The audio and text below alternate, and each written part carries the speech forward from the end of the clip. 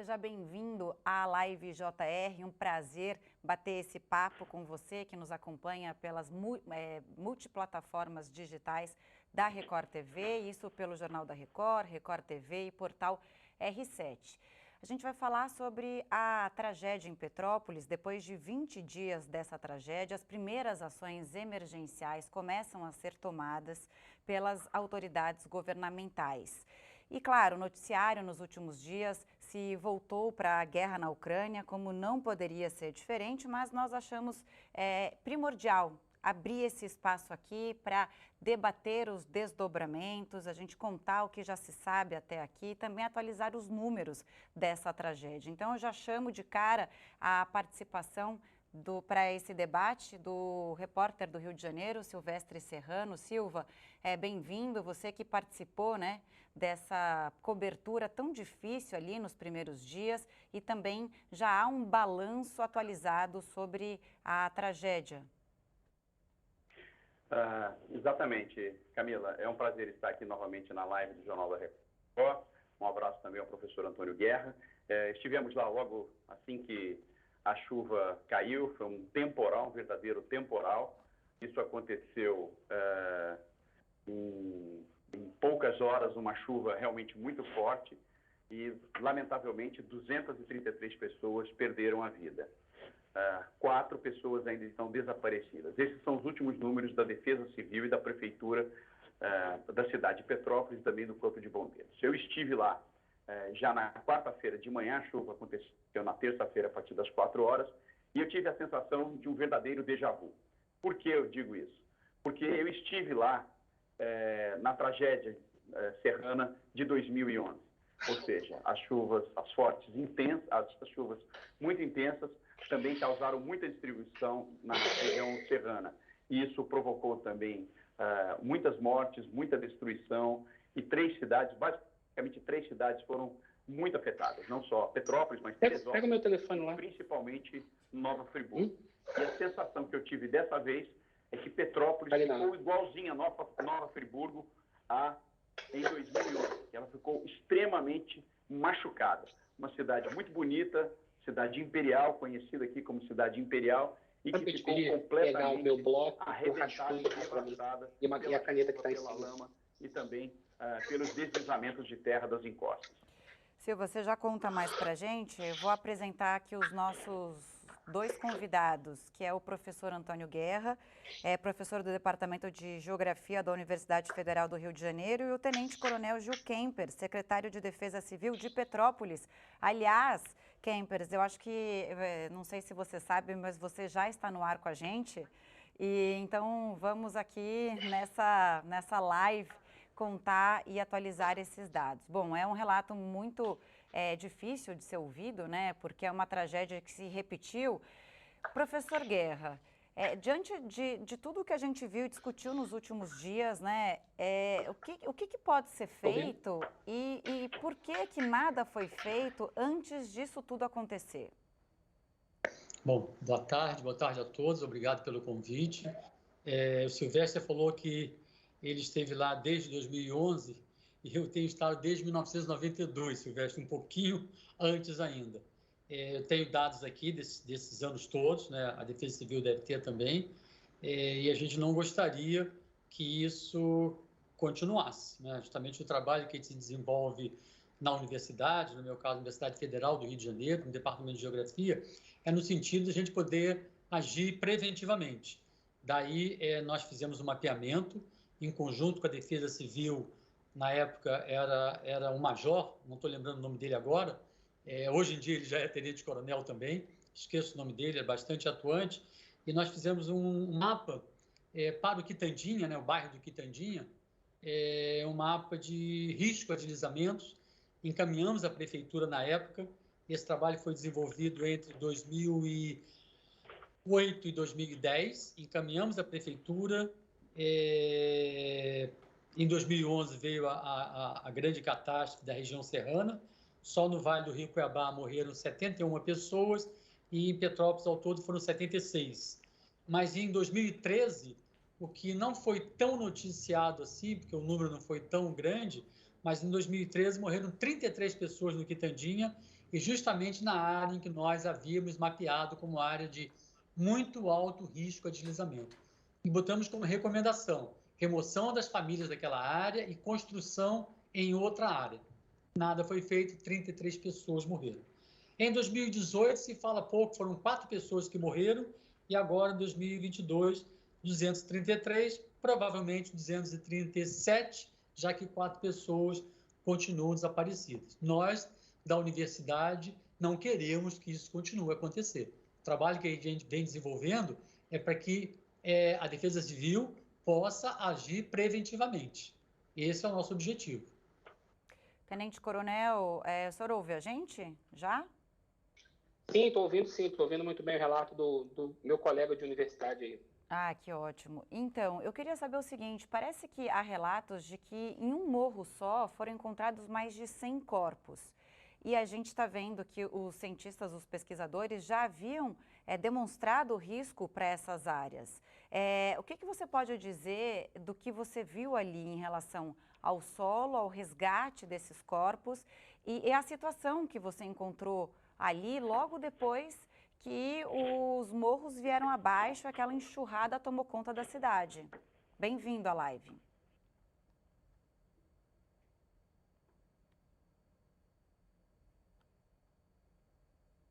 Bem, tá me ouvindo agora ou não? Estamos.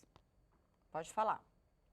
Bom, então assim, eu por sorte, eu dediquei boa parte da minha carreira, né, efetivamente a trabalhar no sistema de defesa serrana. Eu tive a oportunidade de comandar alguns órgãos responsáveis por essa parte de gestão de desastres. Tive especialmente à frente do CESTAD, que é o Centro Estadual de Administração de Desastres. Tive também à frente e fui um dos idealizadores do CEMADEM-RJ, que é o órgão que faz a previsão e monitoramento climático do Estado.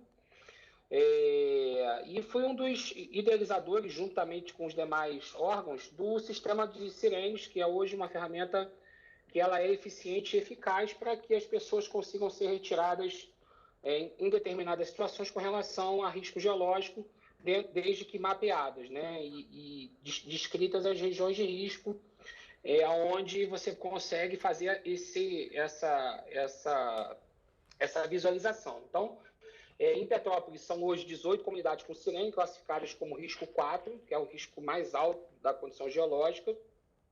E esse mapeamento foi realizado em 2011, pós-tragédia da região serrana. Eu participei desse mapeamento. E esse mapeamento ele tem que ser atualizado anualmente, como o meu colega de universidade pode confirmar. Como o solo é um instrumento que ele sofre muito a reação de intempéries, é necessário que essa atualização seja feita anualmente e que as análises de risco geológico sejam avaliadas no cotidiano. Significa o seguinte: essa chuva que a gente teve foi uma chuva atípica, né? E eu acompanho os sistemas meteorológicos há muito tempo. Essa foi uma chuva atípica em que ela teve uma concentração de chuva muito forte num curto intervalo de tempo. Então, assim, eu que acompanhei toda a cronologia e todo o acionamento das sirenes e os resgates, esse volume de chuva se concentrou numa maior intensidade em 2 horas, né? Então, a gente teve ali uma formação de chuva num intervalo entre 4h30 e 6h30, onde se concentrou o maior volume de chuva. A gente está falando aí de 260 milímetros de chuva, mais ou menos, em 2 horas, porque se a gente fizer uma comparação básica, a gente está falando de 260 litros no metro quadrado, e que nenhum solo do mundo, né? E aí a gente pode especificar, eu tenho formação fora do país, fui ao Japão, fui à Espanha, fui à Europa, nenhum solo do mundo é capaz de escoar 260 litros no metro quadrado, nenhum solo do mundo é capaz de escoar.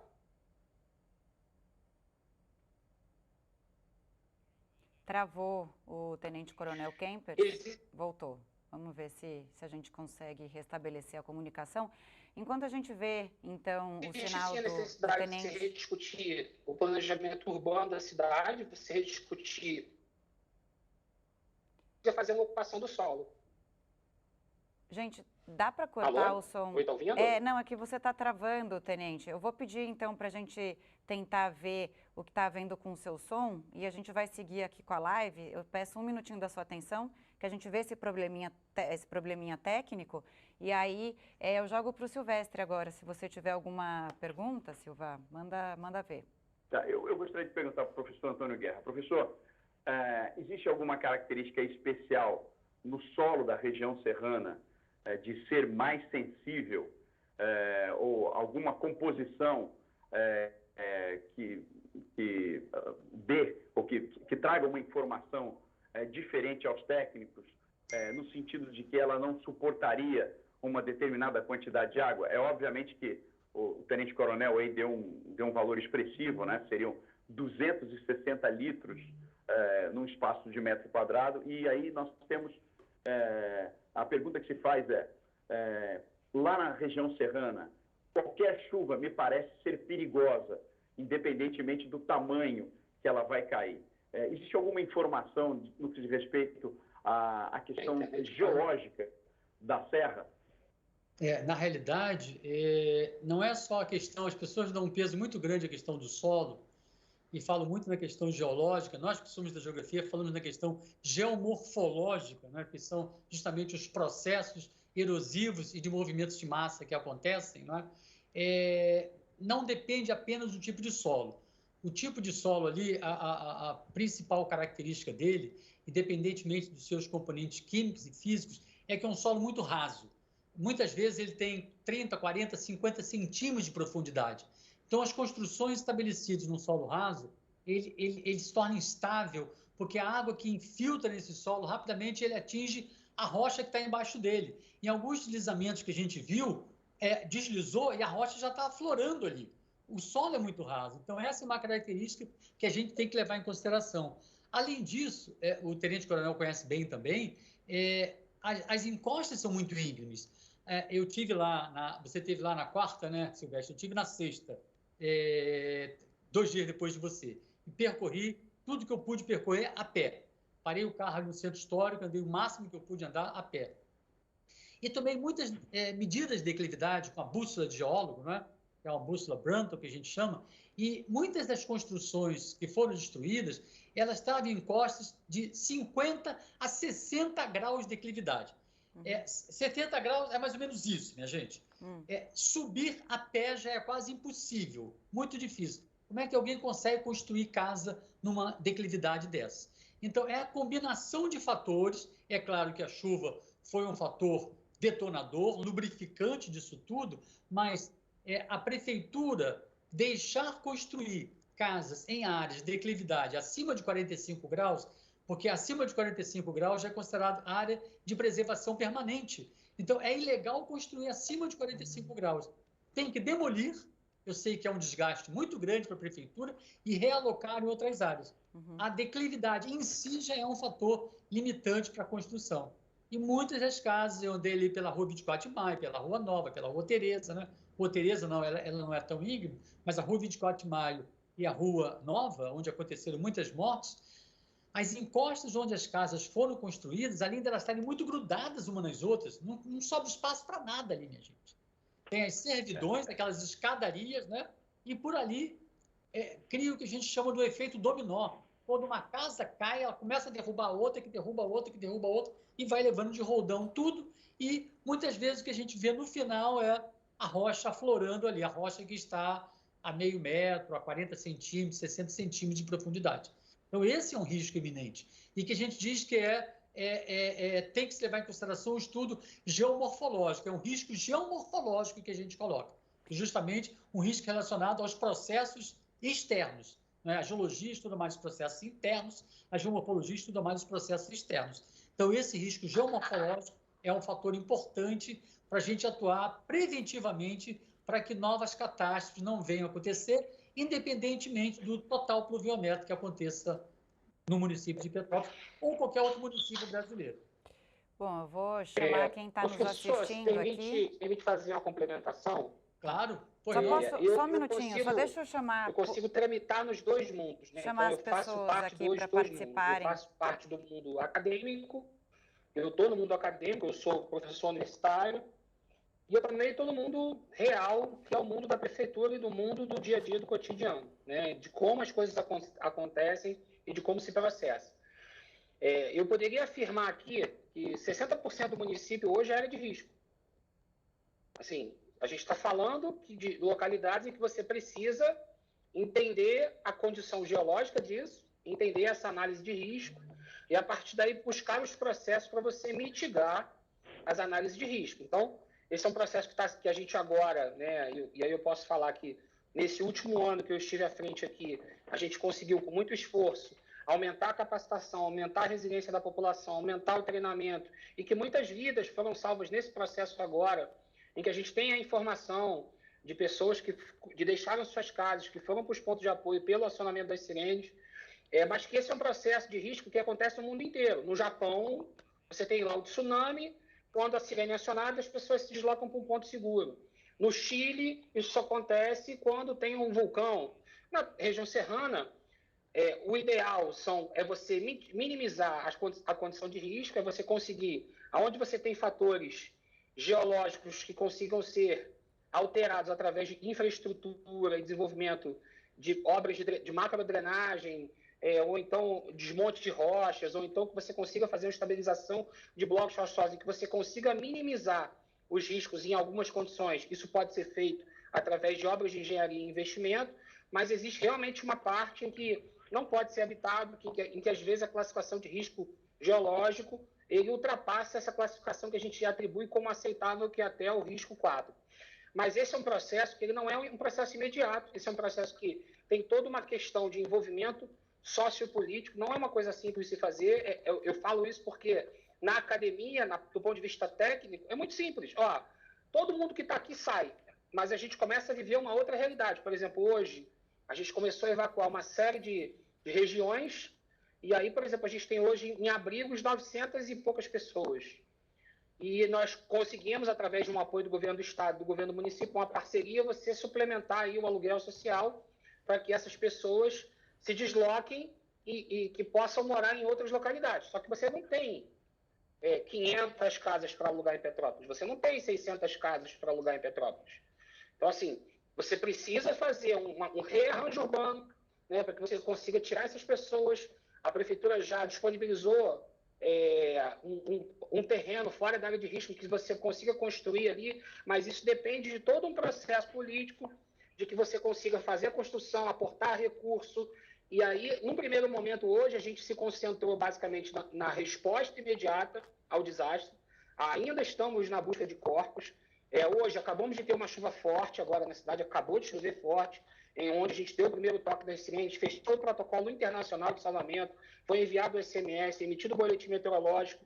A cidade ela começa a gerar um pós-trauma das pessoas assustadas, onde infelizmente se gera fake news, se gera o desespero na população. Então, é um processo em que a gente precisa, aos poucos, entender a análise de risco total, mas também fazer uma conexão do que é o ideal com o real e o possível. Tenente é muito Coronel, fácil a gente fazer a colocação e falar assim, precisamos tirar 30 mil, 40 mil pessoas da área de risco. Perfeito, concordo plenamente.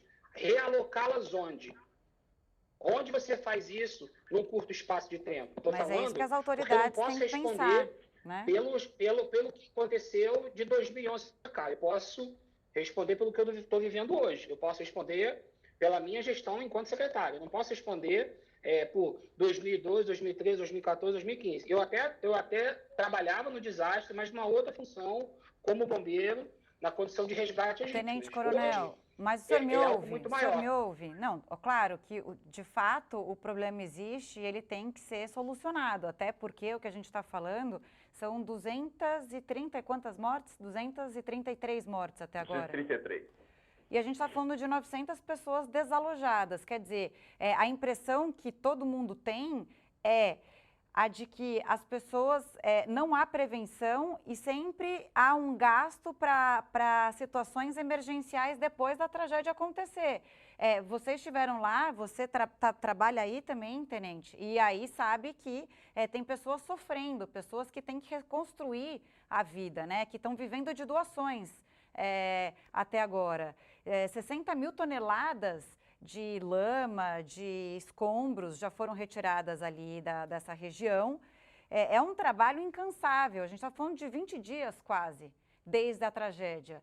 Então, quer dizer, que eu não sei o que pode ser feito, mas que alguma coisa tem que ser feita, porque a pesquisa está ali para mostrar que há um risco elevadíssimo em relação a isso. E mesmo vocês falaram que tem esse levantamento feito anualmente. E aí, esse levantamento desse ano, vai ser feito o que com ele? E depois dessa tragédia, qual é a conclusão, por exemplo, professor Guerra, que a gente pode ter em relação à condição do solo, à de moradia? Porque o que eu vejo são as pessoas menos privilegiadas tendo os maiores problemas. As mudanças climáticas, elas trazem à tona essa desigualdade social que a gente sabe quem vai pagar a conta no final.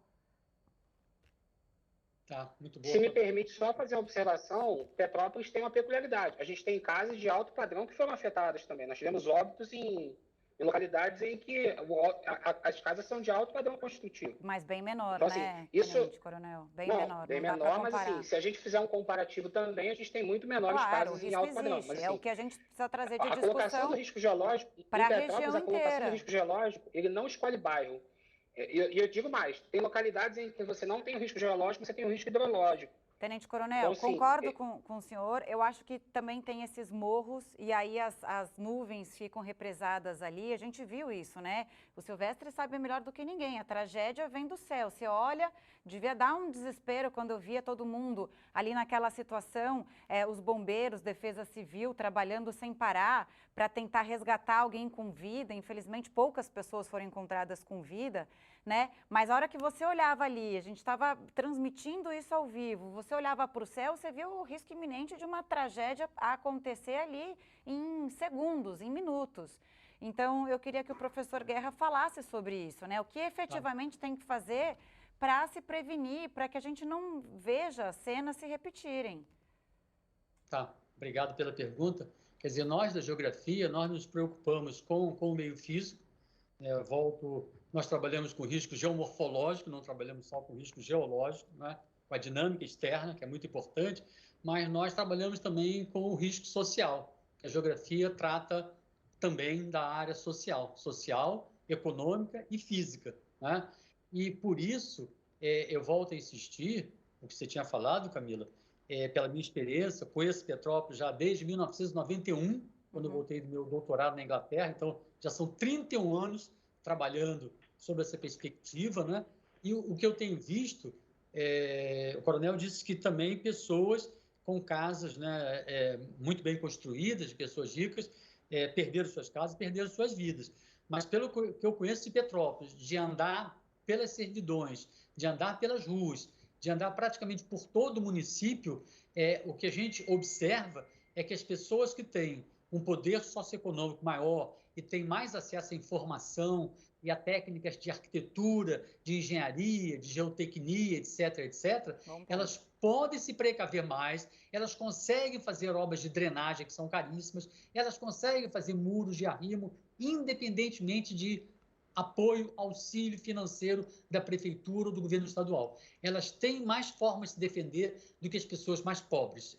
Dava para perceber, andando por Petrópolis, como eu andei, né? Eram as pessoas mais pobres que estavam ali mais atingidas, eram as pessoas mais pobres que estavam trabalhando como voluntários, varrendo ali o centro histórico, carregando material, jogando dentro dos caminhões. A população de poder socioeconômico maior, ela sofre muito menos nessas circunstâncias do que a população mais pobre.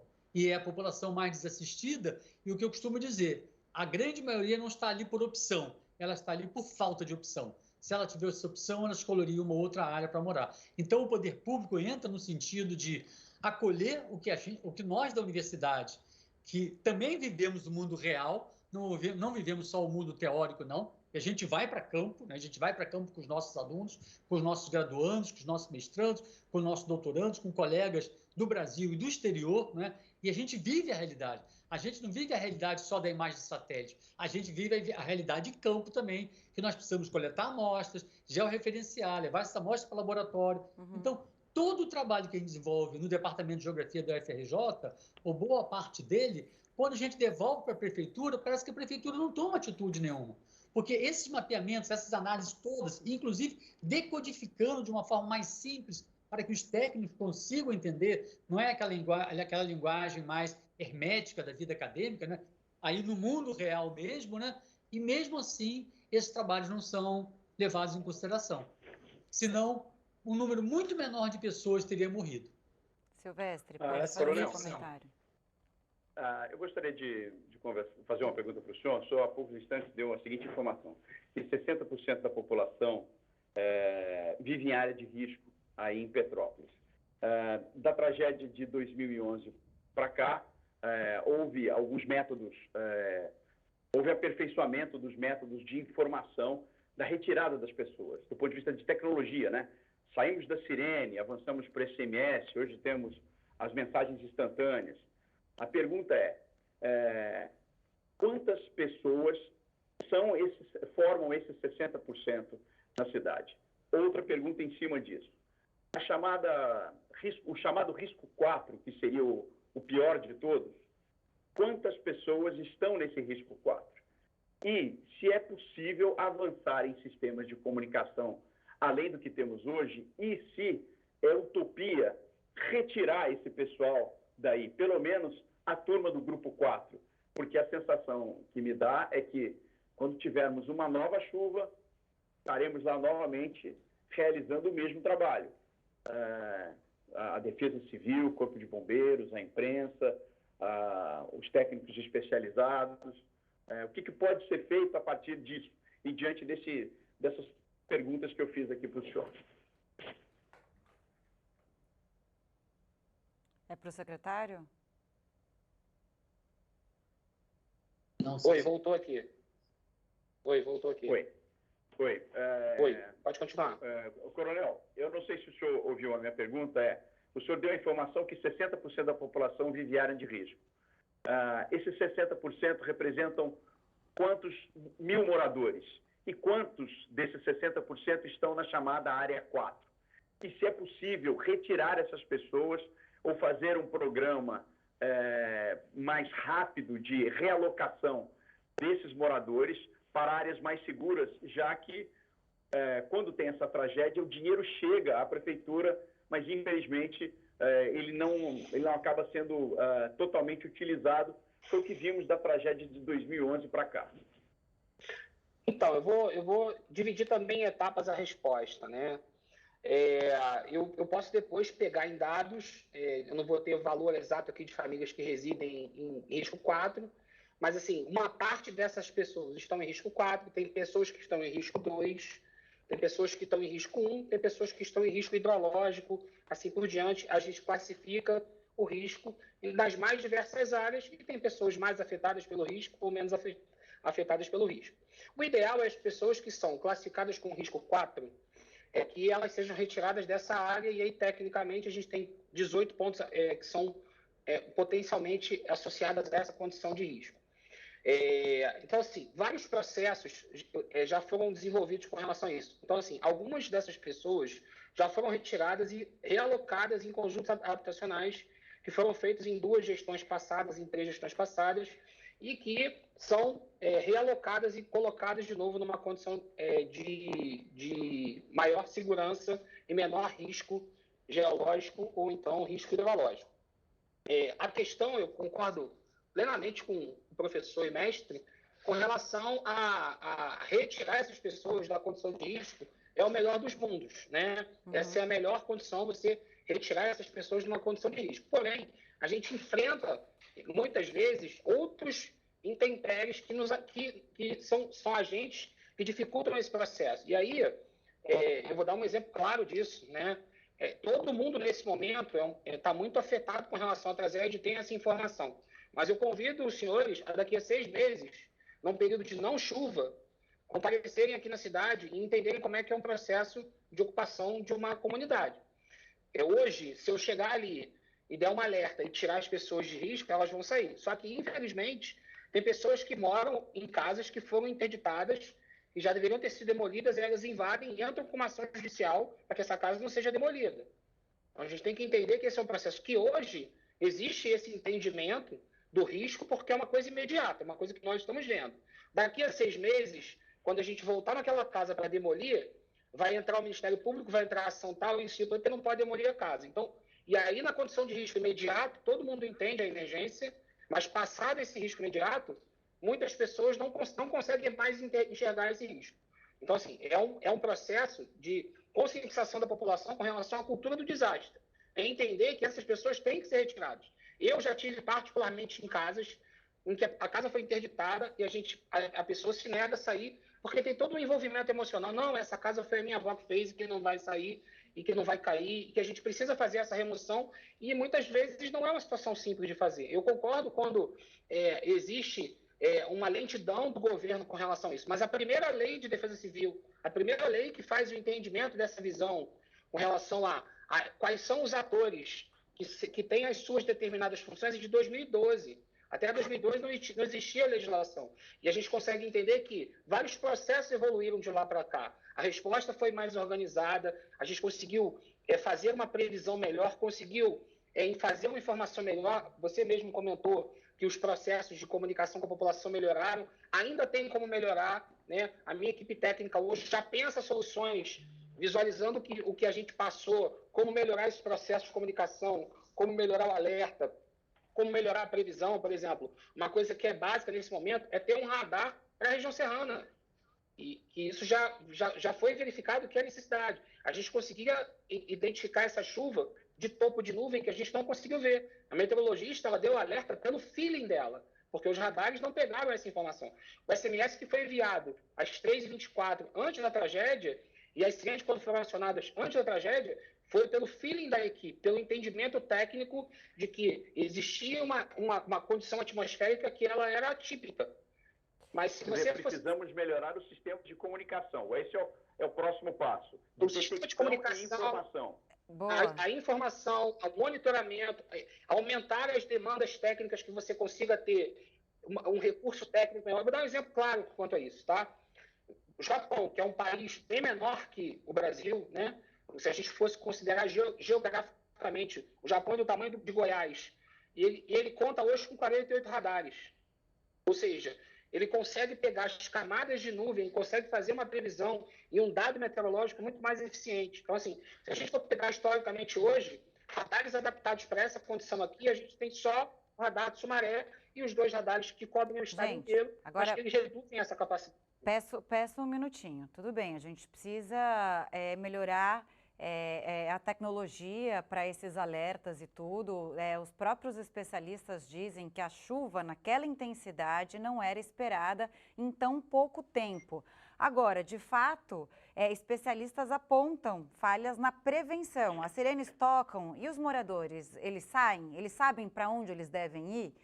Quer dizer, tem que ter um treinamento da população, dos moradores que se arriscam. Também não é uma decisão fácil. Ah, não, então minha casa vai ser demolida, vou deixar tudo para trás. Porque a gente sabe quanto custa, né, para comprar uma casa, comprar tudo que você tem ali. Muitas vezes é tudo que a pessoa tem. Então, por isso que essa tragédia também, além das mortes, toca muito nas pessoas. Porque muitas famílias perderam tudo o que elas tinham e elas têm que recomeçar do zero, nem sabem como, né, recomeçar, porque da onde? Tá sem emprego, tá sem casa, enfim.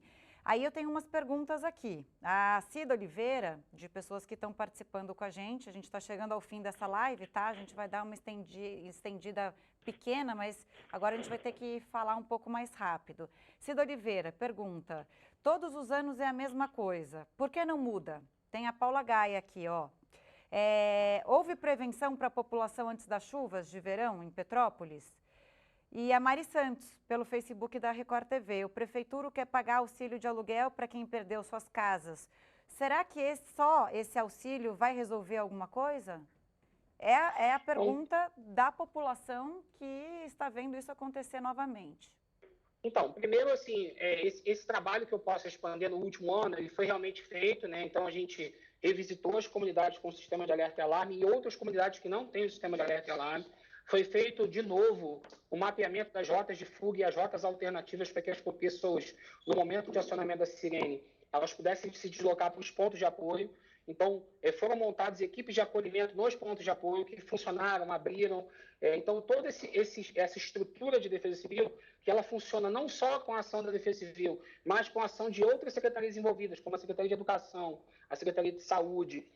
A gente tem os agentes de endemia nas comunidades, que também são agentes de defesa civil, que ajudam nesse mapeamento das pessoas com maior condição de locomoção na comunidade. Então, todo um processo foi estruturado ao longo do ano para que a gente tivesse, no momento de emergência, a possibilidade de atuação em uma condição de poder atender a população, né? De certo que essa ocorrência ela extrapolou a capacidade operacional de qualquer defesa civil do país, quiçá do mundo. Isso não há o que se discutir. Mas esse trabalho foi eficiente, a gente conseguiu levar esse primeiro aviso, a gente conseguiu abrir os pontos de apoio, a gente conseguiu dar essa primeira demanda, que em conjunto com as demais secretarias, em conjunto com os demais órgãos, né? Então, o desastre ele afetou primeiro o município, mas ele teve o apoio do governo do estado, depois teve o apoio do governo federal e todos os entes federativos, e isso também já é uma novidade, que todos os entes federativos, Exército, Marinha, Polícia Rodoviária Federal, Polícia Militar, Corpo de Bombeiros, que todos eles dessem a resposta de forma organizada a conseguir atender todos os itens que pressupõem, que sucedem o desastre. Não é só essa questão do deslizamento. As vias obstruídas, elas impedem a locomoção, impedem a mobilidade urbana, impedem o socorro, impedem a coleta de lixo, impedem a alimentação, e que tudo o que aconteceu em 2011, agora, em 2021, não aconteceu. Desculpa, 2022. Não aconteceu porque essa resposta foi organizada. E a gente tem a cidade passado 15, 16 dias com a sua mobilidade urbana restabelecida, a luz restabelecida, a água restabelecida, os pontos de atendimento à população de hospital, CRAS e todos os equipamentos do município voltando a funcionar e dando essa demanda imediata. É claro que se você for pensar, o aluguel social ele é uma saída imediata, né, ele é uma saída pontual para que você tire as pessoas do abrigo. A gente sabe, quem trabalha com desastre sabe que o abrigo não é o local ideal para uma pessoa permanecer. Né? São muitas famílias que elas vão conviver, isso pode gerar atrito, pode gerar problema. Então, o ideal e a corrida hoje da prefeitura é que a gente tire essas pessoas do abrigo, coloque momentaneamente no aluguel social e depois é o tempo de você construir as casas através dos programas habitacionais para que essas pessoas sejam realocadas de novo nesses apartamentos em condição de segurança. Né? Então, a prefeitura já fez a doação do terreno, já existe uma conversa rápida do governo do estado para que esses imóveis sejam construídos rapidamente, para que essas pessoas tenham a sua dignidade restabelecida. Não é um processo fácil. Então, a tragédia ela afeta não só isso, mas também a economia da cidade, afeta uma série de outros itens que mais adiante, para você restabelecer, leva um tempo ainda para acontecer. Nós entendemos. Professor Guerra, suas considerações finais para a gente agradecer a vocês o convite, a possibilidade de a gente poder esclarecer a população, mas quando o coronel diz, eu reconheço que seja difícil retirar, remover pessoas de suas casas, mas eu que já acompanho já há 31 anos esse deslizamento, essas catástrofes em Petrópolis, depois que acontece o deslizamento, fica o que nós chamamos de uma cicatriz, aquele solo que está ali. Quando fica o solo, às vezes é a rocha, muito instável, a prefeitura tem pelo menos, de antes, não sei como é que está agora, mas até alguns anos atrás, tem como pelo menos evitar que novas construções sejam feitas ali. E as prefeituras anteriores nunca fizeram nada. A pessoa que chega ali e fala, opa, o terreno já está limpinho, eu vou construir minha casa ali. Sim. Então, pelo menos isso, que seja feito pelo menos isso. Não se deixe que novas pessoas construam casas em áreas que já eram de risco e que o risco for mais acentuado uma vez que houve o deslizamento naquela encosta. E aí, certamente, aquelas áreas poderiam se transformar em áreas de lazer, em áreas de reflorestamento, serviços de drenagem ali, mas nunca construir novas casas ali.